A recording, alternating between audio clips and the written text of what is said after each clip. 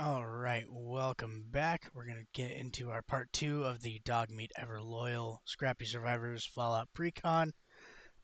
Today we're going to look at the artifacts and enchantments that make up the important parts of this deck. We'll go through each of them card by card and start going through this deck list.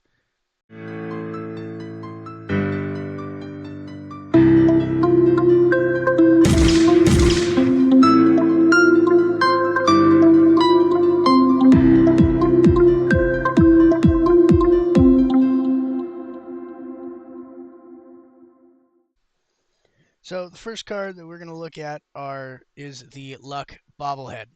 Now, the Luck Bobblehead, again, we kind of went over this in some of the other, two of the other precons that we've done so far. The Bobbleheads, I have mixed feelings about. It's a 3-cost artifact that has tap, add 1 mana of any color. So far, so good. But it also has a pay 1 and tap to roll X 6-sided dice, where X is the number of bobbleheads you control. Create a tap treasure token for each even result. If you rolled 6 exactly 7 times, you win the game. So first off, in order to trigger that win the game instance, you have to have 7 bobbleheads. 7 bobbleheads. And then you need to trigger this and roll 6 on 6 dice, which has a very, very minuscule chance of actually triggering, and is impossible if you don't have 6 bobbleheads not only in the deck but on field, which this deck only has like 2. So there's not very many of them in here. I feel like we could do so much better than this card in this deck. Just the bobbleheads in general. If you're not using them together in a deck that you can reliably get all of them, I kind of question them a little bit. Next up, we have the Survivors Med Kit. This is a 1-cost artifact with pay 1 and tap. Choose one that hasn't been chosen. So you can choose the Stim Pack to draw a card, the Fancy Lad Snack Cakes to create a food token, and Radaway, target player loses all rad counters, sacrifice Survivors Medkit. So this card is a little bit iffy, in my opinion, too, because draw a card, great. Create a food token, okay. But target player loses all rad counters. There's really not, unless you're playing against the Mothman, pretty much, you're not really going to be encountering rad counters. So that's a very specific, very niche use. I would honestly say pull that one as well. Skull Clamp, very good card draw equipment. To pay 1. It's a 1-cost. Equipped creature gets +1/-1. Whenever equipped creature dies, draw 2 cards, and it has an equipped cost of 1. When you're playing with a deck that produces a lot of 1/1 creatures, it's literally pay 1, equip, sacrifice a creature, draw 2 cards. In this deck, we're not really doing that, and this equipment doesn't really contribute a whole lot. I mean, sure, it's a 1-cost equipment, target creature gets +1. But at the same time, I feel like if it were removed and replaced with a much more stronger attack buff equipment, I feel like it would just be generally more useful. We've got Arcane Signet, is a typical mana rock, common to just about every single, hopefully just about every single commander deck ever created. It's a 2-cost tap to add 1 mana of any color to your commander's color identity. Explorer's Scope. This is another fantastic equipment. I love the cards like this. Similar to Nissa's Animist and Bitterthorn. But with this Explorer's Scope, wow, I can't speak today. It's a 1-cost. Whenever equipped creature attacks, look at the top card of your library. If it's a land card, you may put it onto the battlefield tapped. and it has an equip cost of 1. This is a very good way to build up some early game ramp, and also at the same time give you a reduced likelihood that you're going to draw into a land card, so you can draw into something that isn't a land card. And it also, in effect, allows you to scry 1 whenever you attack. So, very powerful. Love this card. It's nice and cheap. Very definitely contributes to just about any deck in any situation that it's in. Next, we have the Pip-Boy 3000. It's another one-cost equipment with Equip 2. Whenever equipped creature attacks, choose 1. Now, it's not one that hasn't been chosen yet. It's just choose 1. Sort inventory, draw a card, and then discard a card. Pick a perk, which is put a 1/1 counter on that creature, or on equipped creature. And check map, which is untap up to 2 target lands. For a 1-cost equip 2, that is fantastic.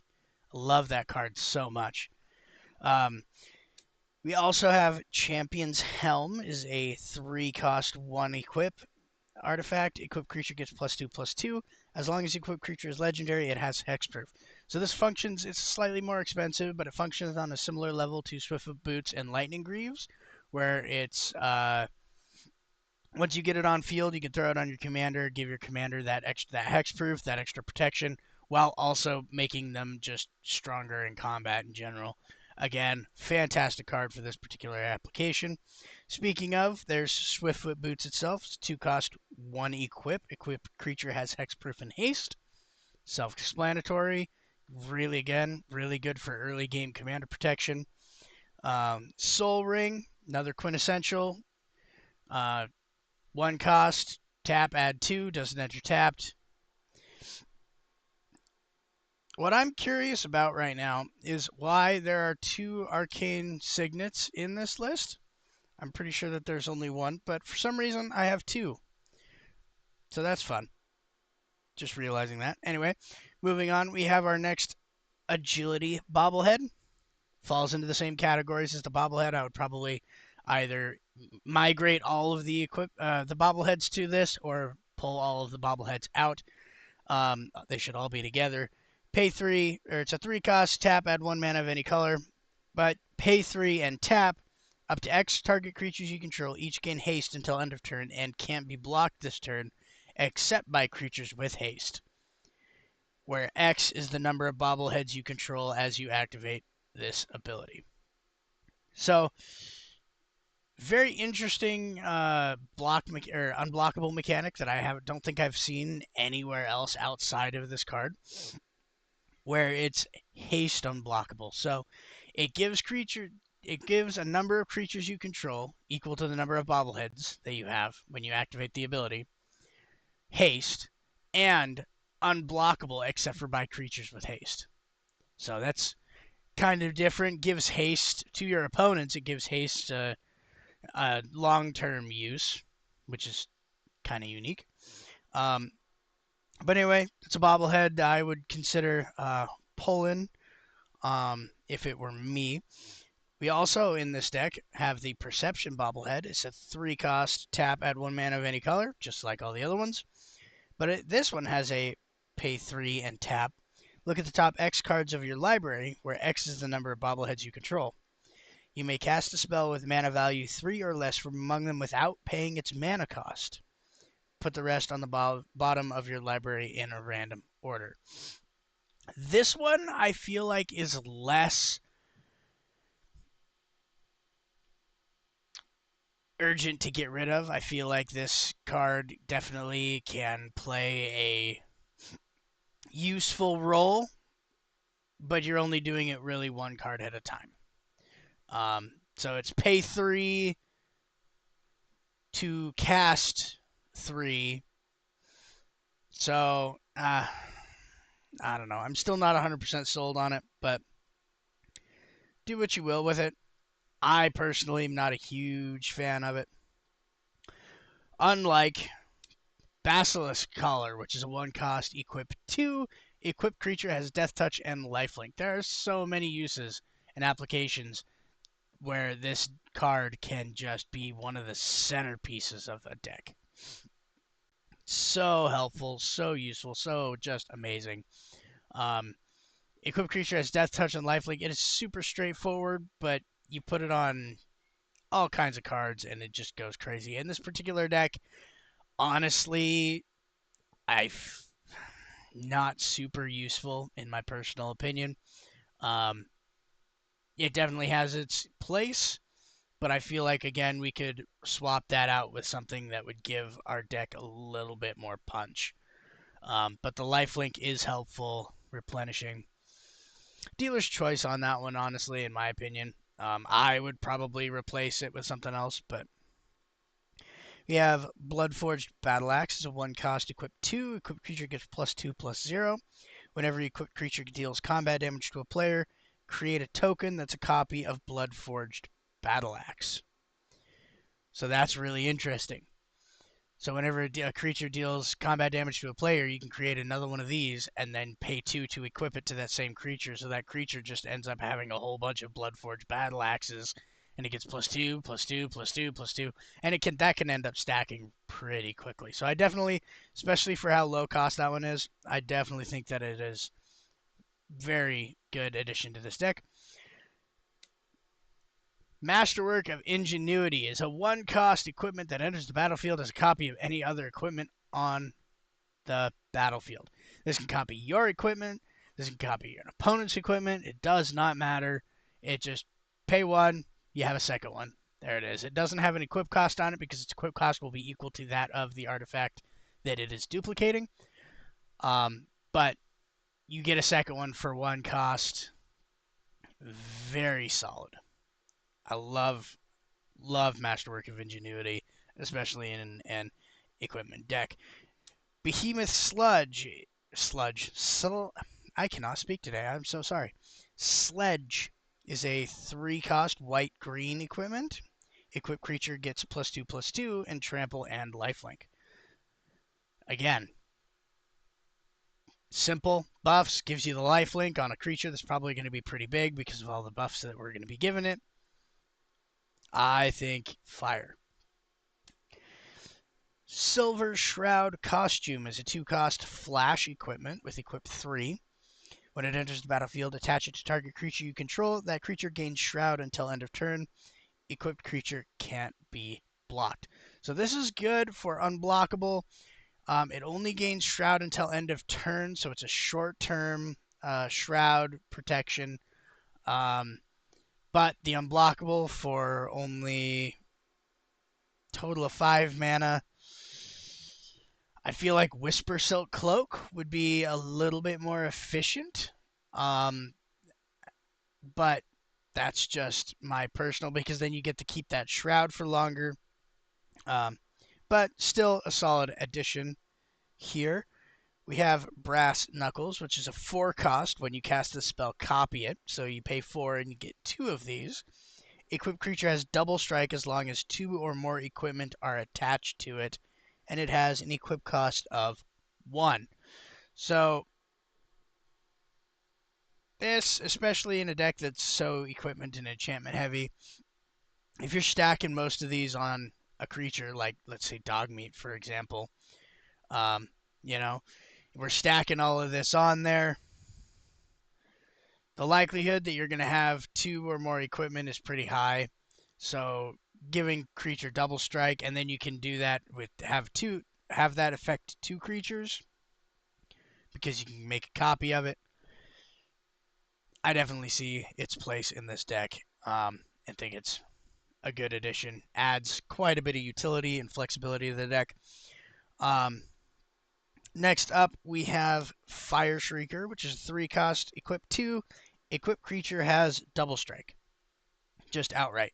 So similar to this one, for the exact same mana, it's just creature outright has double strike, but it's only 1 creature instead of the option to put it on 2 creatures like the Brass Knuckles. We have a white equipment called Pre-War Formal Wear, which is a 3-cost with equip 3. When it enters the battlefield, return target creature card with mana value 3 or less from your graveyard to the battlefield and attach pre-war Formaware to it. Equipped creature gets +2/+2 and has vigilance. So more buffs, a little bit of graveyard return, which is always helpful. Creature graveyard return, which is not something super common to this deck, which mostly does like artifact and equipment return, which if you return this, then you can keep using it. So that's a good synergy there. Equipped creature gets +2/+2 and vigilance. Vigilance is always helpful. Then you can use your buffed creature to block as well as attack. And just like most of the other equipments that we have, gives it the +2/+2. Definitely like that card in here. Junk Jet is a 2-cost. When it enters the equipment with equip 1, sorry, getting ahead of myself. When it enters the battlefield, create a junk token. Now, junk tokens, as we talked about in the previous video, junk tokens are tokens that whenever you can tap and sacrifice it, you exile the top card of your library, and you may play that card this turn. Activate only as a sorcery. Now, something to keep in mind with this deck is that this deck is fairly low to the ground, so the CMCs on most of the cards in your deck are going to be low. So if you have a couple of mana and a junk token, you can just pop that junk token real quick and sack it to basically exile the top card of your library. And if, as the likelihood is pretty high, it is a lower cost, you can just pop and play that card pretty quick and easy. It has a secondary ability of pay 3, sacrifice another artifact, double equipped creature's power until end of turn. So if we have a whole bunch of equipment, let's use Dogmeat for an example. We have a whole bunch of equipment stacked up on top of Dogmeat. Dogmeat is massive.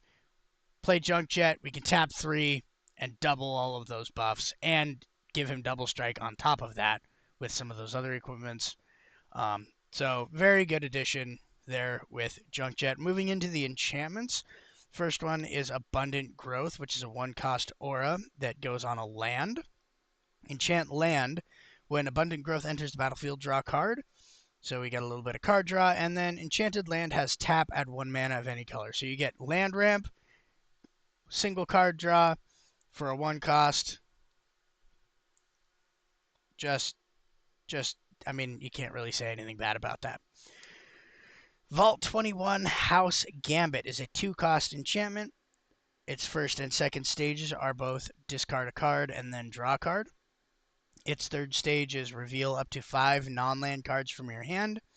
For each of those cards that has the same mana value as another card revealed this way, create a treasure token. So, a little bit card advantage there. You get rid of some cards that aren't going to do you what you need to do. And at stage 3, you have a chance of getting some extra ramp there.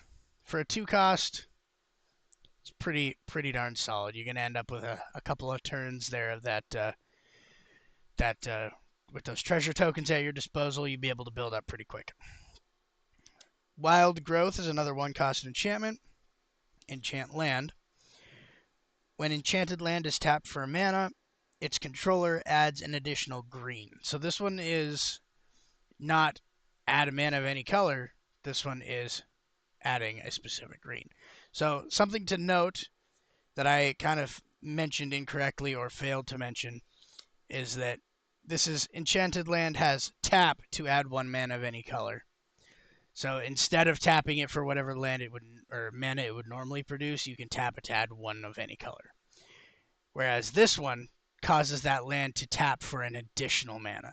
So this one actually builds your ramp, whereas this one just fixes your color balance a little bit. So this is going to be more helpful to a 3-color deck than like a mono green deck where this would be almost completely useless. But in this deck, like we're running a tricolor, it's definitely good to have that low cost help with getting the colors that you need. We also have another enchant land in Fertile Ground, which is a pay 2.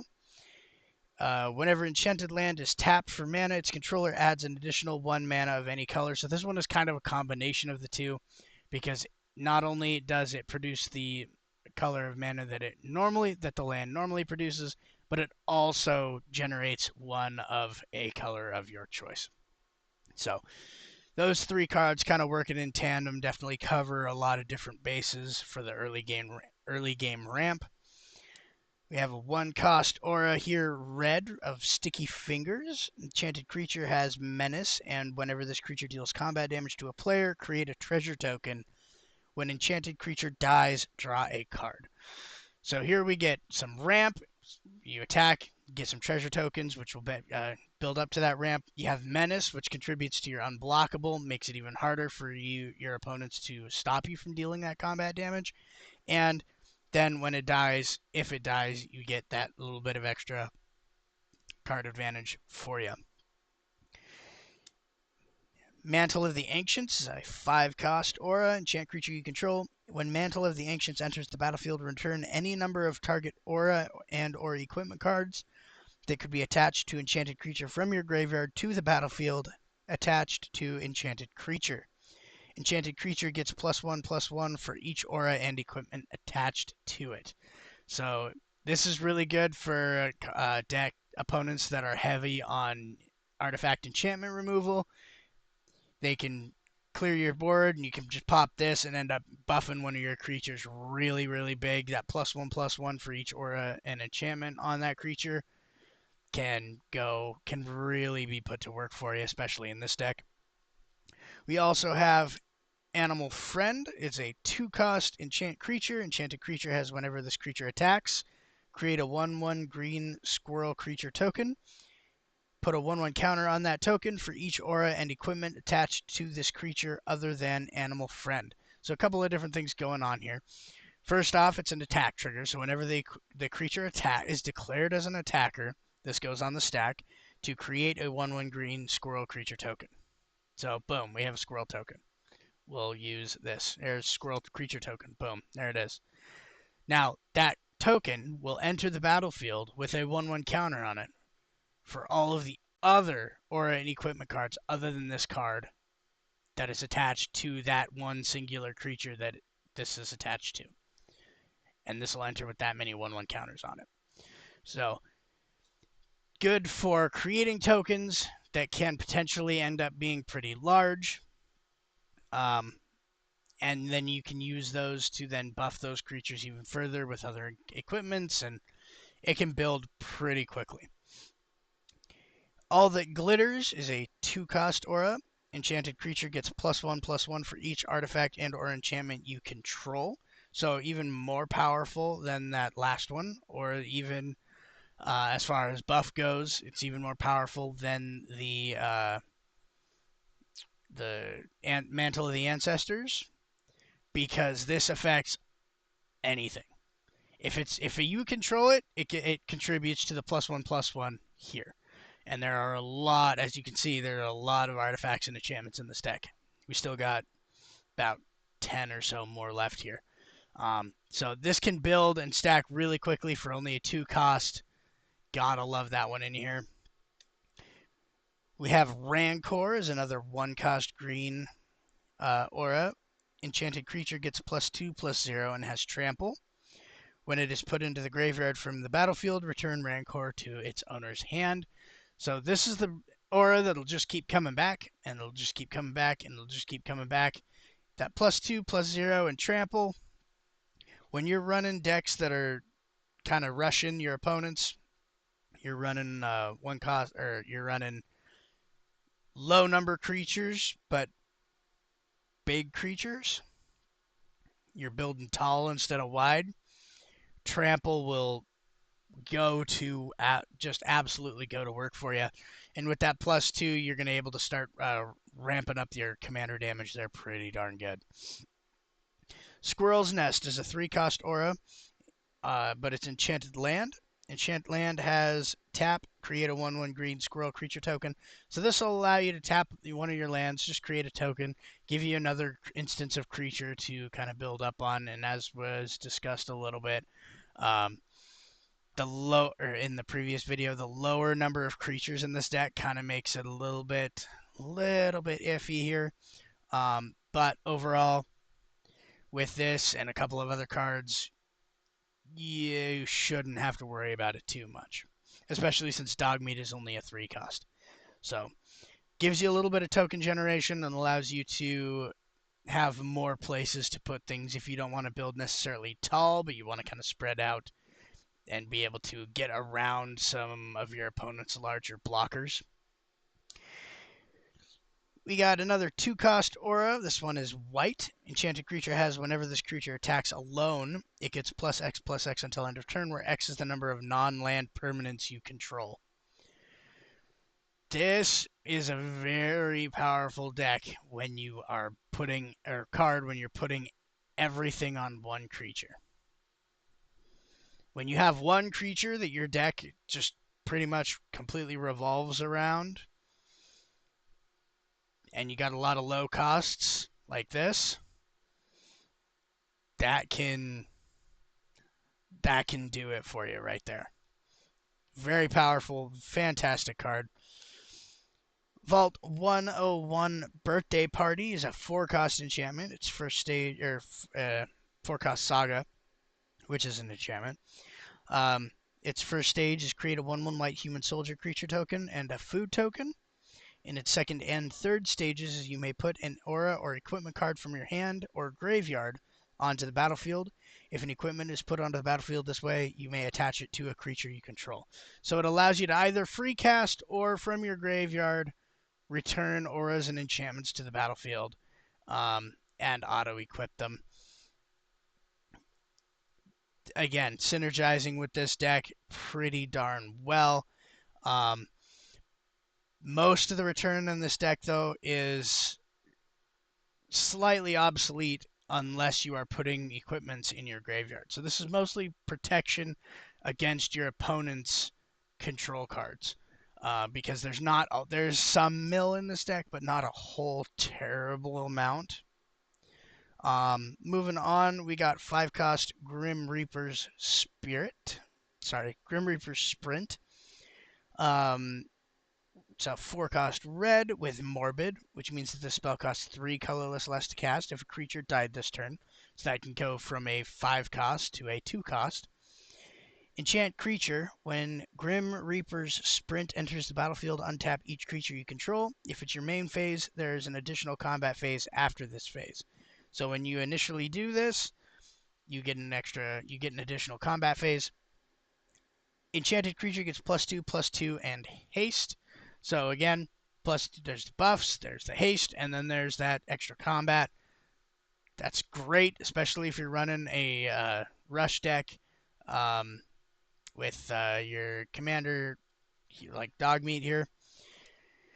Well Rested is a 2-cost green. Enchanted creature has whenever this creature becomes untapped, put 2 +1/+1 counters on it, and then you gain 2 life and draw a card. This ability triggers only once each turn. So you swing, let's say we have that on Dogmeat. We swing with Dogmeat, and then at the beginning of your upkeep, untap, upkeep, draw, right? Untap. You're going to put 2 counters on him. You're going to gain 2 life, and then you're going to draw a card. And so you're buffing him. You get card draw. You get life gain. Once a turn, that'll definitely keep you going, and those counters will build up with the card draw. You'll be able to play more of your lower costs, because again, very low to the ground deck. Acquired Mutation, 3-cost, red. Enchanted creature gets +2/+2 and is goaded, which means that it attacks each combat if able, and it attacks a player other than you if able. Whenever enchanted creature attacks, defending player gets 2 rad counters. So here we're able to cause an opponent to have a powerful creature, to force that creature not to attack you, so you don't really have to deal with it very much. Force it to attack your opponents, and then force it to give your opponents rad counters, because it can't really attack you until you're the only other player on the board. So definitely solid addition here. A little bit of protection, a little bit of aggression. Does everything there. Almost Perfect. It's a very strong card. It's a 6-cost white-green aura. enchanted creature has base power and toughness 9, 10, and has indestructible. So it becomes an indestructible. It has base power and toughness 9, 10, which means that things like 1/1 counters and equipments and all of that stack on top of and count up from the 9, 10 rather than from, for example, the 3, 3. So that can just make leaps and bounds stronger. We have a 3-cost aura called Strong Back. Equip abilities you activate that target enchanted creature cost 3 less to activate. Aura spells you cast that target enchanted creature cost 3 less to cast. And enchanted creature gets +2/+2 for each aura and equipment attached to it. That right there is probably the strongest card in this deck. It probably contributes the most to this deck overall. Simply because you have that on there, and you can almost guarantee that cards that you cast from your hand or you use junk tokens to cast from exile or whatever the case is are going to almost invariably be able to auto-equip. And auras, you'll almost guaranteed, as long as you have the devotion color, you'll be almost guaranteed to be able to play them every single time. +2/+2 for each aura and equipment attached to it. That can stack really fast. Have you seen how many are in this deck? So yeah, Strong Back, especially for only being a 3-cost. I think it's probably the strongest card in this deck, or the strongest aura and equipment in this deck. Stolen Strategy is a 5-cost standard enchantment, so this is not non-aura. At the beginning of your upkeep, exile the top card of each opponent's library. Until end of turn, you may cast spells from among those exiled cards, and you may spend mana as though it were mana of any color to cast those spells. This is kind of alright, hey, give me the top card of your library, and we'll see if I want to cast it. But honestly, for a 5-cost, it doesn't really synergize with what you're trying to do. If the card that you hit isn't an aura or an enchantment, it's not really going to synergize with what you're doing very much. It can be annoying to feed off of what your opponent, or for your opponent to feed off of what you're doing, but I don't know. I feel like for a 5-cost, we can put something so much better in here that would synergize a lot better. Next up, we have a 4-cost white enchantment, also a saga, which has its first stage, exile all creatures with power 4 or greater. Something to note, it doesn't say base power 4 or greater, it says power 4 or greater. So if you have, let's say you have Dogmeat out and he's got a whole bunch of equipments and stuff on him, he would get exiled when this card comes onto field. So that's something important that you got to note. Keep in mind of that. Its secondary stage is put a 1/1 counter on each creature you control, and its third stage is also put a 1/1 counter on each creature you control. So if you play it with the right timing, this card can be really good. But if you don't play it with the right timing, then it's not going to do you pretty much anything. So I might consider replacing that with something a little bit more utilitarian, like Wrath of God or something like that. That's just blanket, like kill everything. But I don't know. That's just me. I think we could probably do better than that. And the last enchantment in this deck is Assemble the Legion, which is a 5-cost red-white. At the beginning of your upkeep, put a muster counter on Assemble the Legion. Then create a 1/1 red and white soldier creature token with haste for each muster counter on Assemble the Legion. So how this one would work is you're going to play this, and it does nothing. And then on your next upkeep, you're going to create one 1/1 soldier creature token. And then on your next upkeep, you're going to create two 1/1 soldier creature tokens. And then on your next upkeep, you're going to create 3, and so on and so forth. And so it'll just build up pretty well like that. Good card, good for creating, obviously creating tokens, but token generation doesn't really synergize. And for a 5-cost, again, I would consider maybe pulling that out and putting in another equipment or an aura that would kind of lend itself toward a bit more synergy. But that is all of the artifacts and enchantments in this deck. In the next video, we're going to go ahead and look into the remaining non-land cards, and then such as the creatures, the instants, and the sorceries. And then we'll wrap it up by going over the lands. But until then, like and subscribe. Catch you later. Thanks for watching.